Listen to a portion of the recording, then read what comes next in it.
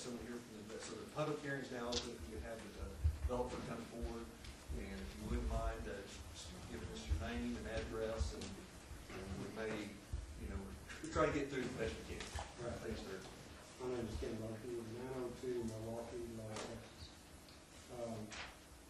Mayor and council members, we've done quite a bit of research on different alternatives to eliminate the visibility from the particular building in parallel buildings to the northern boundary.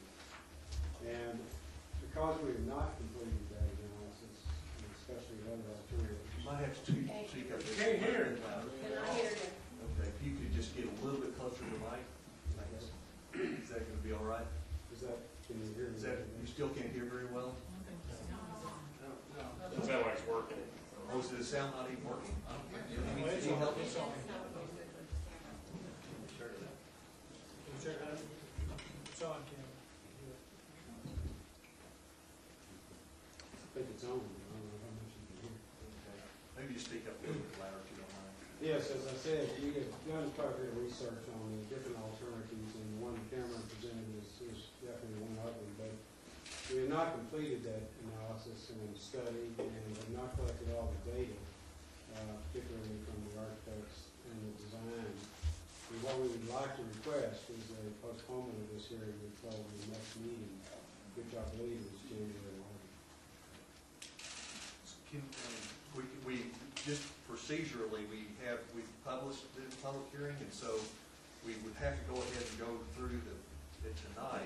But if questions came up, say the presentation that you make, or the one that you want to present to the council or to the neighborhood, is between now and then, there'll be some, the next meeting there may be as many questions or more. So could you kind of maybe hit some of the high points of what you're thinking and what you might be able to present to us without maybe going through all the detail? But I just think with all the folks here today, we probably should address some of those options and what you're thinking, so at least we'll have something to consider. Absolutely. I apologize for not having the data, because we have an analysis of line of sight, and the alternative, the primary alternative is the construction of carports directly opposite the houses that reside on the south side of Caldera. And those carports would extend, the peak of the carports would be about 16 feet. And I'm talking about they would have a gable roof, and the peak of the gable would be 16 feet tall.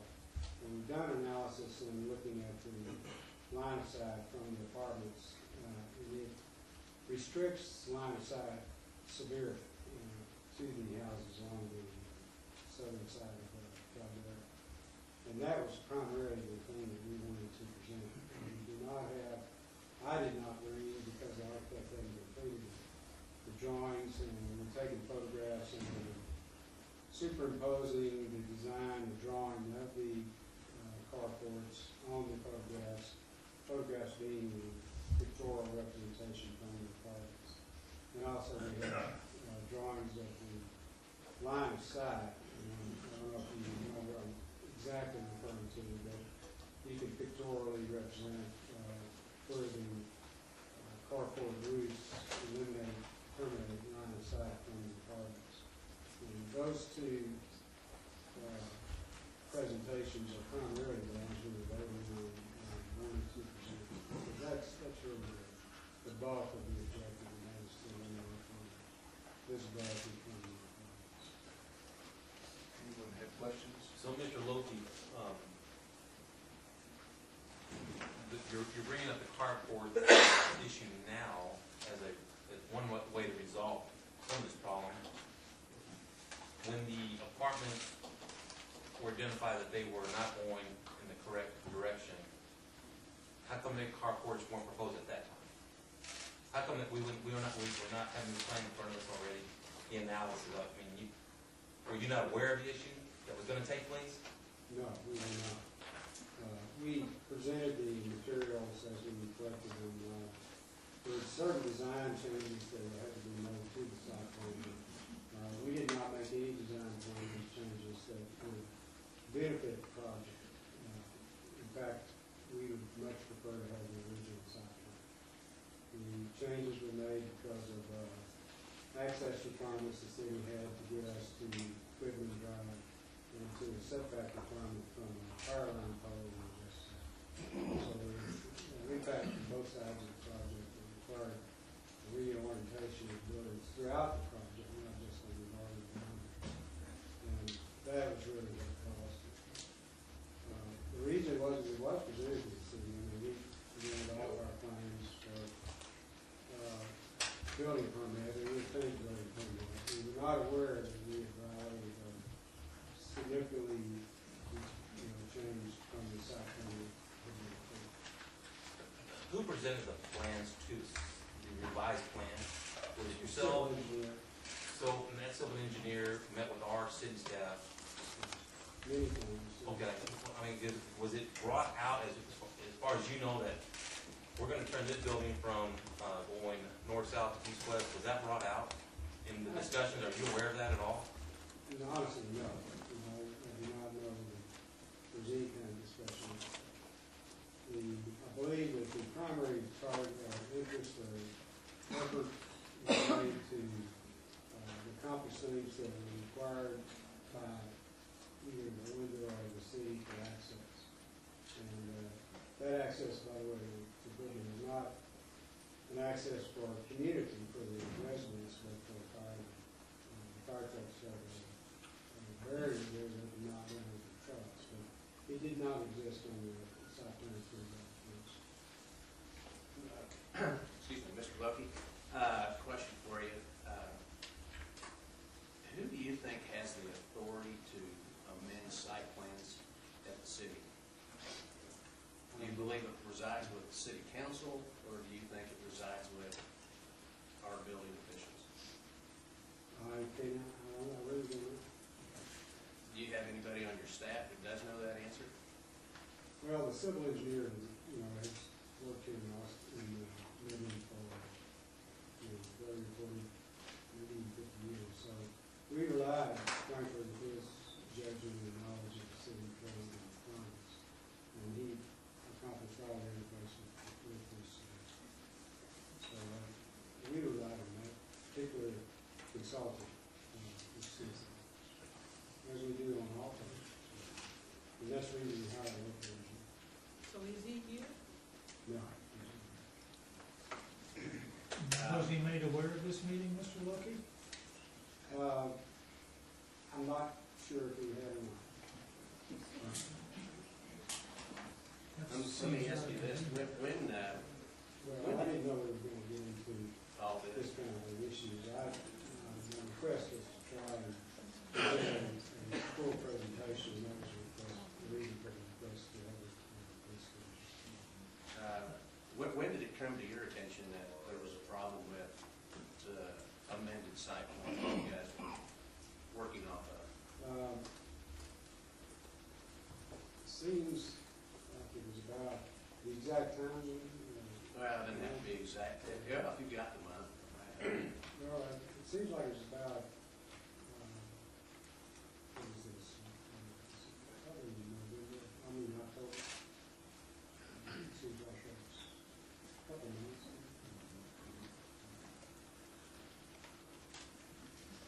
Maybe not quite a month or two.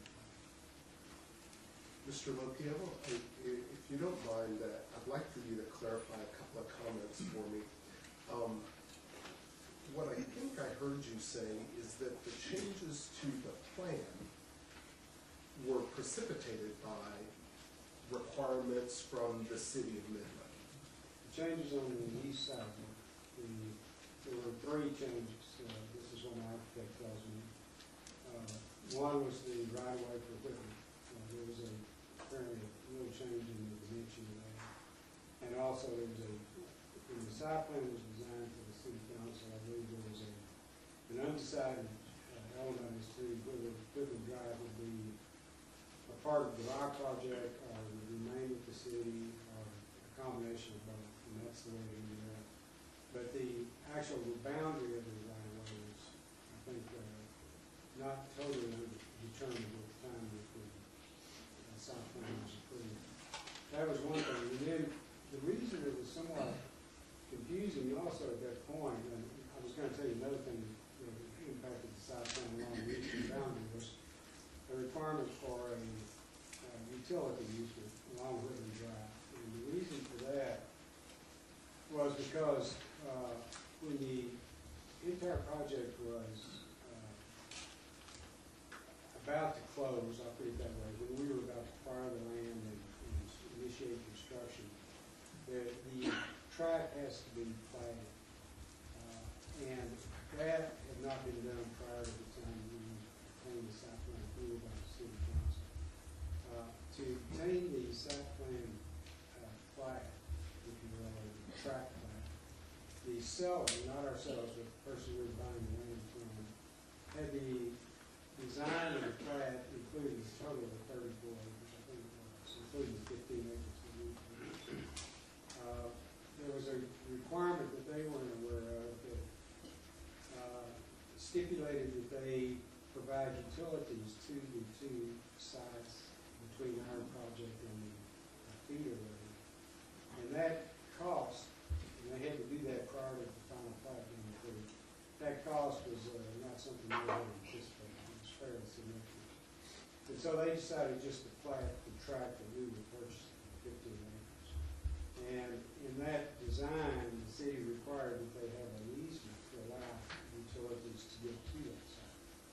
And it also precipitated a number of things. The city required us to put in 8-inch water lines instead of 6-inch throughout our project, so and put feeders into the tracks on the south so that those tracks would have utilities when they, if and when they got developed into commercial use.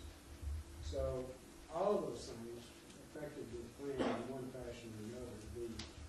The last one I mentioned earlier was the access for fire, the dual access, if you will. We have one access for the residents, and that's directly off the feeder. But they required another access by the fire department to Woodland Drive by a fire truck, if you will. That was not on the original site plan, so we had to move buildings to get to the cul-de-sac, which is now the end of Woodland Drive. And that had a significant impact on location. Is it your understanding that there was an electric easement there already, that you couldn't have built on the location that you're now talking about? Because easements, for the most part, already existed there. They weren't city requirements, they were, other easements were already there, so you couldn't have done anything on the property anyway. And beyond that, there is a drainage requirement that was necessary in that same area that was necessary as a result of the development you were proposing. I guess, let me become more clear. I want to make sure that you're not saying that those requirements on the east side of the property caused you to shift a building from being perpendicular to the interstate to now being parallel to the interstate. You mean parallel to the loop. In fact, the changes the city required on the east side did not cause the building to go parallel on what I call the west side of the property. That was precipitated because there was a power line on the west side, which the lender required what is called a fall easement. In other words, the height of the power line, the radius of that around that pole has to be clear of any building, so that if it fell, it would not hit the building. It's called a fall line easement. Sure. And so we had to pull buildings away from that easement, and that's what precipitated the movement of that one particular building to be parallel on the west side. On the east side, it did cause a couple of buildings to be twisted. The were close to Calvary, but it did not cause the impact on the west side. Sure, thank you. And regarding your question about the easement, utility easement, we're going to build on, I'm not totally aware of, easements in all properties myself, of course, but certainly we know we're not building easements. But the easement that was required, my architect told me, was just one that ran on Whitman, but the real impact on the west, on east half,